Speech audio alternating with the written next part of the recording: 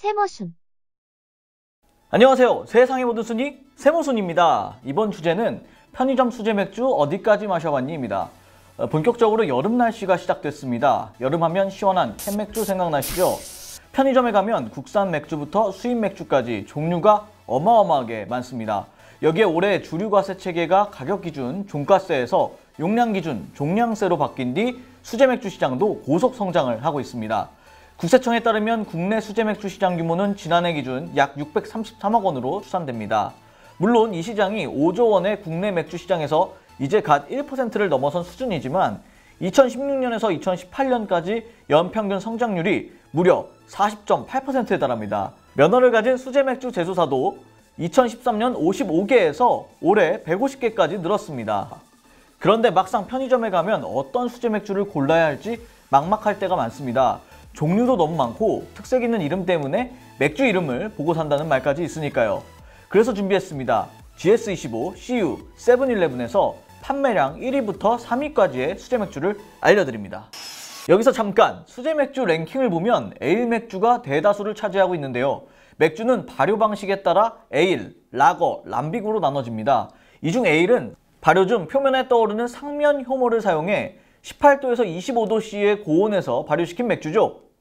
라거보다 청량감은 덜하지만 색깔과 맛, 향이 진하고 알코올 도수가 높다는 특징을 가지고 있습니다. 자, 그럼 편의점 수제 맥주 어디까지 마셔봤니? 지금 출발합니다. GS25의 수제 맥주 중 3위는 성산 일출봉 에일입니다. 이 성산 일출봉 에일은 골든 에일 맥주로 알코올 도수는 5.1%입니다. 골든 에일은 페일 라거의 상승세에 맞서기 위해 영국에서 만들어진 에일입니다. 썸머 에일, 골든 비터라고 불리기도 하죠. 성산 일출봉 에일은 제주 브루어리라는 수제 맥주 양조장에서 만들어집니다. 제주도의 맑은 물과 자체 배양한 효모가 사용됐다는 특징이 있습니다. 또 밀, 옥수수 등이 포함되지 않고 고리만 사용한 독일의 맥주 순수령 기준을 갖추고 있습니다. 골든 에일인 만큼 샐러드나 가벼운 요리와 페어링하면 좋습니다. 2위는 제주 백록담 에일입니다. 화이트 에일로 알코올 도수는 4.3%입니다. 가벼운 바디감과 청량한 탄산감이 특징이고 한라봉을 넣어 시트러스 향도 돋보입니다. 국내 소비자 입맛을 잡고 지난해에는 대만 등으로 해외에 수출됐는데요. 수출 직후 2주 만에 38,000여 캔이 현지에서 완판됐다고 하네요. 자, 1위는 경복궁 IPA입니다. 이 맥주는 GS 리테일과 국내 수제 맥주 1세대 업체 카브루가 함께 개발한 수제 맥주인데요. IPA 맥주이면서 알코올 도수는 4.5%를 가지고 있습니다.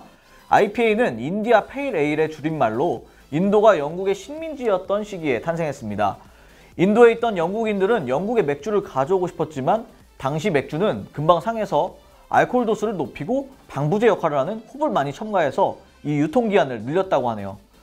이 경복궁 IPA는 풍부한 홉의 풍미는 유지하면서 쓴맛은 줄이고 부드러운 목넘김을 살렸습니다.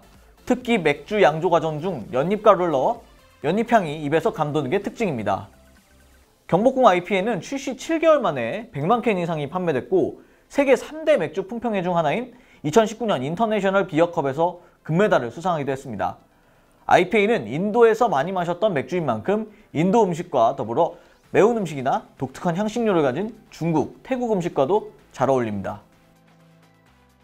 세븐일레븐의 수제 맥주 중 판매량 랭킹 3위는 골목대장을 골드 에일입니다. 골드 에일 상품으로 알코올 도수는 5%입니다. 세계 맥주 대회에서 33개의 메달을 따는 등 수상 경력도 화려합니다.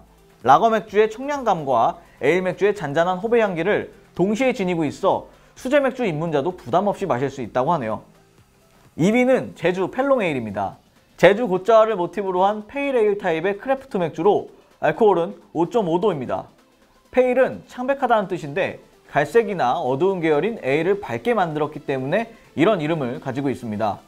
골든 에일과 함께 입문용 에일로 여겨집니다. 제주 펠롱 에일의 펠롱은 반짝이라는 의미로 제주도의 방언입니다. 레몬 계열의 시트러스함과 쌉싸름한 끝맛이 특징이며 매콤한 음식과 잘 어울린다고 합니다.